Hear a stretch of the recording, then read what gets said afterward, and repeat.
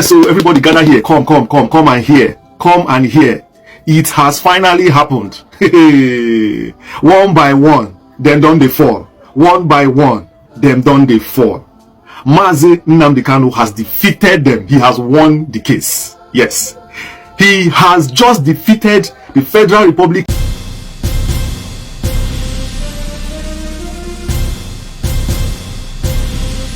Depending on your time zone and your location. More updates from Onyendu Mazi Nnamdi Kanu and the legacy Mazi Nnamdi Kanu, led by Aloy Ejimako, went on their normal routine visit to see Onyendu Mazi Nnamdi Kanu. And Mazi Nnamdi Kanu is the Walozi through his legal team. Apart from the initial message he was sent to IPOB generally, according to updates from the official Twitter, Mazi Barrister Aloy Ejimako, which I'll still read down the updates to you guys. Mazi Nnamdi Kanu could see that na Ewaronye Emeho agree with the update and message was sent to Biafran. So you visit here in a DSS detention Ebono na Abuja, yes, to confirm whether it is from him or not. Mananga Dr. from the official X handle Barrister Aloy Ejimako. Then after that, there was a video analysis from 19 or direct on the spot. I give him credit for putting out this video together. You can play on the video when you the ruling Kenya concerning Mazi Nnamdi Kanu. Other analysis on the I want you guys to listen to the video, watch that to the end, drop one opinion in the comment section, and share the video. Meanwhile, I can go on updates from the official X handle Barrister Aloy Ejimako, and the update says. Rising from today's visitation, Mazi Nnamdi Kanu took the opportunity to hail his lawyer and siblings for the stunning victory from Kenya. He also extended an open invitation to anybody who is in doubt about this message through his lawyers to personally pay him a visit at the DSS. Alright, if I have the official update from Mazi Nnamdi Kanu or dropped yesterday to his legal team in the DSS office yesterday. So now you guys watch this other video. You watch this drop opinion again in the comment section. It was the video. Everybody gather here. Come and hear. Come and hear. It has finally happened. One by one, them done they fall. One by one, them done they fall. Mazi Nnamdi Kanu has defeated them. He has won the case. Yes. He has just defeated the Federal Republic of Kenya. Yes. He defeated Kenya in this same trial that he is undergoing in Nigeria. You may not be aware that Nnamdi Kanu also sued the government of Kenya as he sued the government of Nigeria. And he said that he will defeat them. Do you know what happened? Nnamdi Kanu has just defeated the government of Kenya in a court ruling. I'm going to read it for you, so calm down, don't rush. Easy, I know you're happy wherever you are, as I am. Don't rush. Not only did he defeat Kenya, they also awarded him 120 million naira as damages on the extraordinary rendition, kidnap, torture, dehumanization that he received, and what the Kenyan government assisted in doing to him in the country. I beg, let's clap now. It's not easy. You think it's easy? You think it's easy? Clap. Please, whatever you are doing, it is time to either stop it and watch this video, or you go and finish it and come back to this video. And always remember to give a like on this video. If you are new, subscribe, turn on the notification, and click on the bell. So before I read out the judgment and the news, many of you don't know that Nnamdi Kanu had a case with the Kenyan government because our eyes were focused on Nigeria. But you forgot that it was Kenyan government, Nigerian government, that had a hand in this. And you'll be shocked to know who is the lawyer Mazi Nnamdi Kanu used in this case. You will remember this Professor Lumumba, that his videos are trending all over social media, a pan-Africanist, always speaking bold and strong about Africa and everything. That was the lawyer Nnamdi Kanu used. For those that can't remember his face, but I'm sure if I show you, look at his face, definitely I know you are remembering already. That man, very, very intelligent, very wise, and very bold. Who else was going to, argue this case in the courts? Kenya not be Nigeria.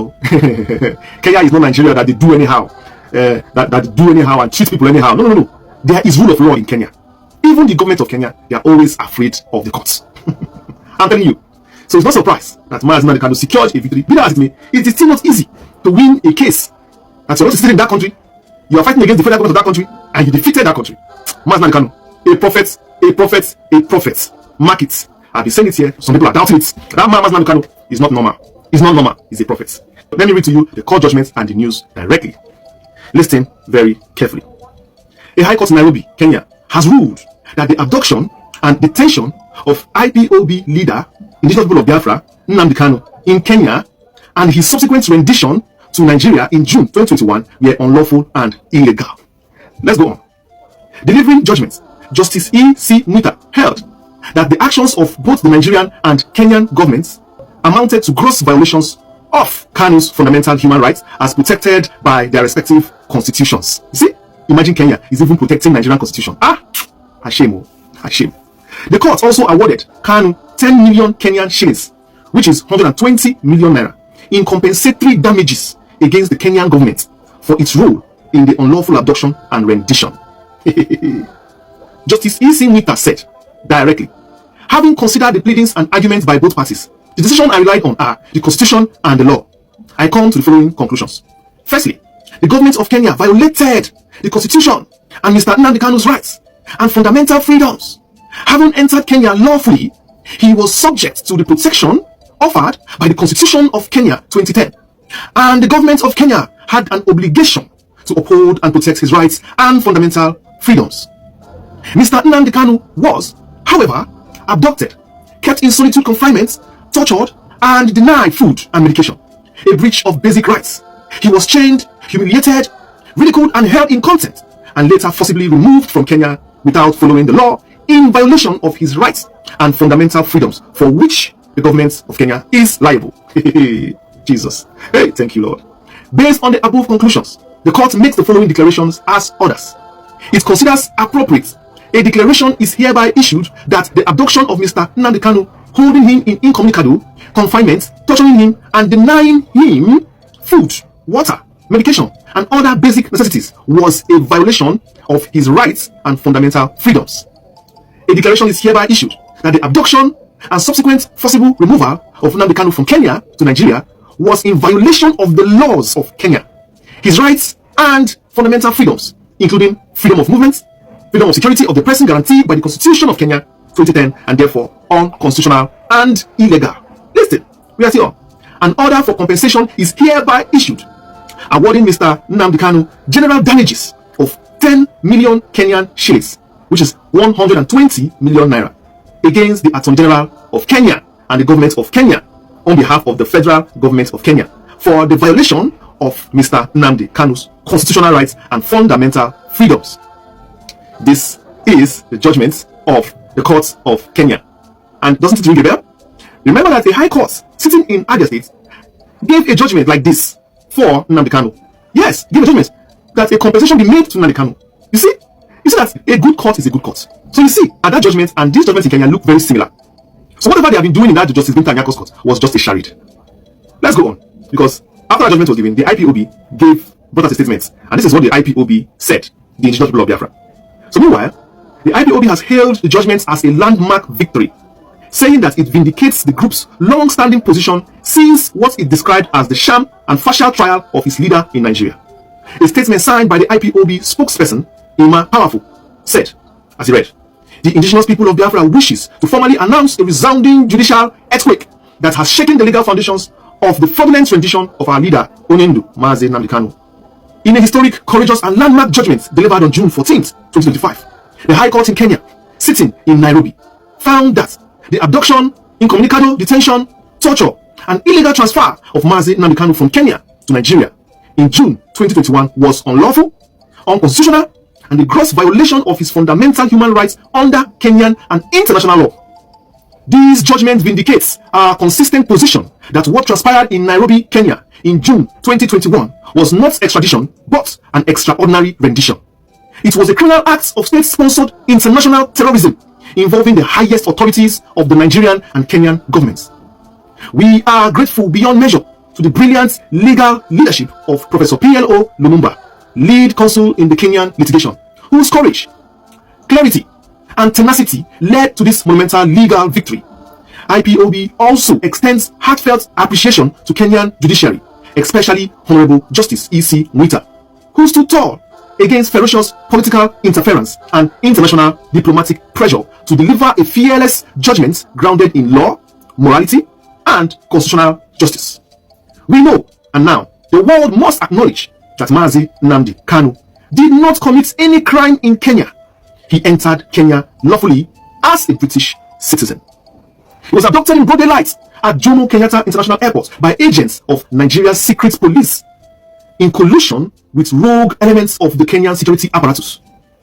He was chained, tortured, denied medication, and eventually bundled onto a private jet and flown illegally to Abuja without any extradition hearing or judicial warrant. This verdict places a permanent and indelible legal stain on the records of former presidents Uhuru Kenyatta of Kenya, Muhammadu Buhari of Nigeria, and former Attorney General of Nigeria Abubakar Malami and their accomplices.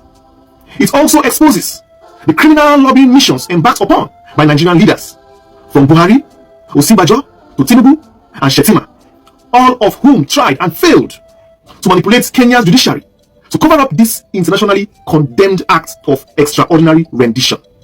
Let it be known that this is not the end. This is just the beginning of a global accountability campaign. All those responsible in Kenya, Nigeria, or elsewhere shall be pursued to the ends of the earth under the universal principle of accountability for crimes against humanity. Neither the British diplomatic complicity nor cowardly silence from Western powers will shield perpetrators from the legal, diplomatic, and moral reckoning that is coming for them. To Justice Isi Mwita, we say thank you for your judicial bravery. To Professor P.L.O. Lumumba and his legal team, we salute you, sir. We also salute your exceptional advocacy. Now, to all the oppressed people of the world, this is your victory. Also, a warning to tyrants that international borders will no longer shield criminals and criminal regimes from justice. That is it. Clear case of justice well served. How do you think you can come to a country and perform such criminal acts and go free of charge? It's just a matter of time. I don't know why the United Nations have not yet said anything about it. Look at a whole UN. Are they going to pretend they don't know that such an act happened in the country of kidnap, extraordinary rendition? It's obvious that Kenya looks like a country that is the beacon of hope for Africa when it comes to the judiciary. Because I've been following many of their cases over the years, mostly their judiciary. Because it is their presidents and the executive that is staying with Nigerians. It's just their courts that are trying, if you are lucky. This is a wonderful victory for Nnamdi Kanu, and I'm sure Omotosho is watching this now. Because there is no court in Nigeria that has found Nnamdi Kanu guilty before. I don't think your own court, Omotosho, should be the first to find him guilty. Even a whole Bintanyako could not find Nnamdi Kanu guilty. Okay, so I see no reason why Omotosho will find Mazi Nnamdi Kanu guilty. I see no reason why Omotosho should not release Mazi Nnamdi Kanu. Discharge him. He has no case to answer. If for anything, send him back to Kenya, where he was stolen from. Look at it clear. Are you not ashamed? All the judges that has handled Nnamdi Kanu's case. Justice Bintanyako, are you not ashamed of this kind of judgment? That a case was brought to your court. As a judge, you should know better. A kidnapper cannot bring somebody to court for you to try. That's what you did in your court. You tried a kidnapper's victim. Just imagine it. Check it yourself. I'm not sure the same thing you are doing now. Because Nnamdi Kanu is a victim of kidnap. And the kidnapper brought to your court and you are even trying it. Where is the justice in that? What you should do is to try the kidnapper, arrest that kidnapper, bring him to your court and sentence him.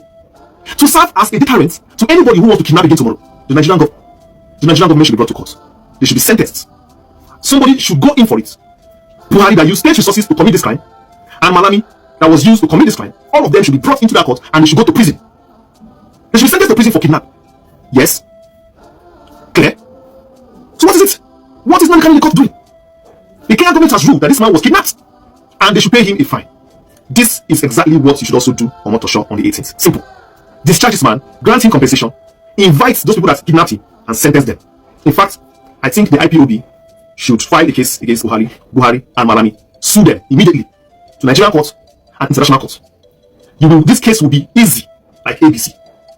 IPOB is the accused. The Kenyan government, you call their names, so not just Kenyan government, you call their names Uhuru Kenyatta, Buhari, Malami, and the Attorney General of Kenya at that time. These four people, you will sue them. They will be defendants in international court. You also sue them you also sue Buhari and Malami in Nigerian court. Because you have already won Uhuru Kenyatta and the Attorney General of Kenya in their own court. So you repeat the same thing in Nigerian court. Then you will bundle four of them, you understand, to international court streets. Let them feel the heat. This case cannot go like that. No.